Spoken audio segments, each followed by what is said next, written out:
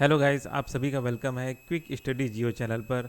आज के इस वीडियो में जो टॉपिक हम कवर करेंगे वो है increasing water gap in India. ठीक है, तो ये क्या है वाटर गैप, ये इंक्रीज क्यों हो रहा है, इसका क्या असर पड़ेगा, वो सब चीज़ जानते हैं। ठीक है, India is grappling with the severe water crisis exacerbated by rising temperature with 2024 being the hottest year since 1901, intensifying heat waves and widening the water gap. ठीक है, मतलब ये कहा जा रहा है कि इंडिया में सीवियर वाटर क्राइसिस जो है होता जाएगा। ठीक है, राइजिंग टेम्परेचर के साथ साथ 2024 जो था हॉटेस्ट ईयर था।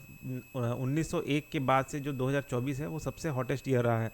ठीक है, इसके वजह से क्या होगा कि हीट वेव्स जो है और ज़्यादा बढ़ेंगी। ठीक है, वाटर गैप्स जो है वो और ज़्यादा वाइडनिंग होंगे। ठीक है, तो ये वाटर गैप क्या होता है उसको जानते हैं। तो वाटर गैप का मतलब होता है difference between renewable water availability and water consumption in a specific region, indicating unsustainable water use when demand exceed supply. मतलब ये होता है कि जो डिफरेंस है कि कितना पानी है ना, रिन्यूएबल वाटर है अवेलेबल है और कितना उसमें से पानी कंज्यूम हो रहा है, तो उसके बीच में जो डिफरेंस है ना उसी को हम वाटर गैप कहते हैं। ठीक है, और जब डिमांड ज़्यादा हो जाता है और सप्लाई कम होता है तो यही वाटर गैप कहलाता है। ठीक है ना, अब ये ज़्यादा बढ़ता जाएगा तो वही वाटर गैप इंक्रीज हो रहा है, समझ रहे हैं।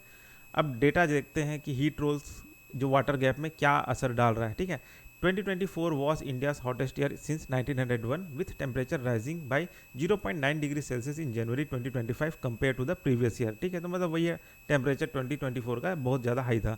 Heat waves cause 733 deaths in 2024। ठीक है, तो हीट वेव के चलते लगभग आप देख सकते हैं 733 लोग मर गए। ठीक है, under 1.5 degree warming India's water gap is projected to increase by 11.1 cubic kilometer per year, worsening to 17.2 cubic kilometre per year at 3 degree warming. ठीक है, तो आप देख सकते हैं कि क्या बोलते हैं जो वाटर गैप है वो किस तरीके से इंक्रीज हो रहा है। ठीक है, अब ये जो वाटर गैप है इसके इंक्रीज होने का कारण क्या है, तो पहला तो वही चीज़ है क्लाइमेट चेंज। भाई टेम्परेचर बढ़ रहा है, ठीक है, तो जाहिर सा बात है सूखा होगा, वाटर अवेलेबिलिटी कम होगा। ठीक है, एग्जाम्पल के लिए in 2024 India recorded its hottest year since 1901 with heat waves causing a 0.9 degree temperature rise in January 2025, जो कि मैंने ऊपर में बताया।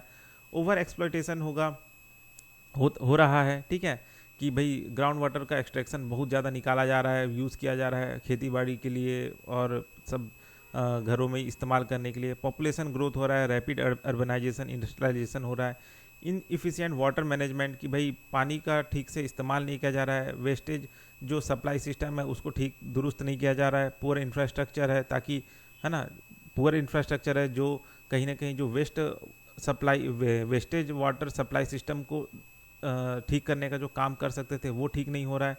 ठीक है, पॉल्यूशन हो रहा है, इंडस्ट्रीज और एग्रीकल्चर से जो कंटामिनेंट्स जो पानी है, ठीक है, वो जा रहे हैं नदियों में मिल रहे हैं, लेक्स में मिल रहे हैं। ठीक है, तो ये एक प्रॉब्लम आ रहा है जिसकी वजह से पानी जो था वो भी खराब हो गया। ठीक, अब इस वाटर गैप से क्या होगा, इसका दुष्परिणाम क्या होगा, तो एग्रीकल्चर स्ट्रेस आएगा, जाहिर सा बात है। भाई खेती के लिए पानी कम रहेगा तो भाई पैदावार कम होगा। हेल्थ रिस्क आएगा, कंप्रोमाइजेस सैनिटेशन, क्योंकि भाई आप बाथरूम जा रहे हो तो पानी तो चाहिए, वहाँ पे कॉम्प्रोमाइज़ करना पड़ेगा, तो फिर इससे क्या होगा, वाटर बॉर्न डिजीज़ जो है वो इंक्रीज़ होगा। इकोनॉमिक लॉसेस होगा कि भाई पानी का कमी रहेगा तो कई सारे इंडस्ट्रीज जो हैं बंद हो जाएंगे। फाइनेंशियल लॉसेस होगा, इकोलॉजिकल डैमेजेस होगा कैसे, भाई वेटलैंड है वो सूखेंगे, नदियाँ जो हैं वो सूखेंगी, तो उसमें जो रहने वाले जो बायोडाइवर्सिटी था वो खतरा होगा। ठीक है, वहाँ पे मतलब उसमें रहने वाले जो जीव हैं उन पे खतरा होगा, तो ये सारा चीज़ होगा, इकोलॉजिकल डैमेज। तो क्या क्या मेजर्स लेने चाहिए जिससे हम इस वाटर गैप को मतलब काउंटर कर सके, तो भाई पहला चीज़ यही है कि सस्टेनेबल वाटर यूज़ किया जाए। ठीक है, इरिगेशन टेक्निक जो है वो इफ़िशिएंट वाला अडॉप्ट करे। Rain water harvesting for conservation का इस्तेमाल को प्रमोट करे। ठीक है, हर घर में रेन वाटर हार्वेस्टिंग इनको क्या बोलते हैं इम्प्लीमेंट किया जाए। पॉलिसी इंटरवेंशन करना चाहिए, सरकार को स्ट्रिक्ट रेगुलेशन लाना चाहिए ग्राउंड वाटर एक्सट्रैक्शन को लेके कि भाई कोई भी इतना पानी अपने आप ऐसे ही नहीं निकालेगा। इंफ्रास्ट्रक्चर डेवलपमेंट होना चाहिए, रिजर्वायर बनाना चाहिए, चेक डैम्स बनाना चाहिए, रिचार्ज वेल्स बनाना चाहिए, पॉन्ड्स बनाना चाहिए, ताकि पानी जो है ज़मीन का वाटर लेवल बना रहे। लोगों में जागरूकता फैलाना चाहिए, पब्लिक अवेयरनेस होना चाहिए कि भाई पानी को कैसे बचाना है। क्लाइमेट अडेप्टेशन, ऐसे ऐसे स्ट्रेटजीज डेवलप करना चाहिए जो टेम्परेचर के बढ़ने पे जो पानी का जो आवश्यकता जो बढ़ रही है उसको कम कर सके, ठीक है, मतलब टेम्परेचर के बढ़ने पे हमको पानी का आवश्यकता ज़्यादा ना लगे, तो इस तरह का कुछ कुछ स्ट्रेटजी या टेक्नोलॉजी लाना चाहिए, ठीक है। तो ये सारा चीज़ है, ठीक। तो ये हो गया आपका क्या बोलते हैं, वाटर गैप, ठीक है। तो ये वाटर गैप जो है इंक्रीजिंग जो हुआ है, उसके पीछे कारण क्या था और उसको सुधारने के लिए क्या क्या किया जा सकता है, वो चीज़, ठीक। तो इस वीडियो में बस इतना ही, फिर मिलते हैं नेक्स्ट वीडियो में।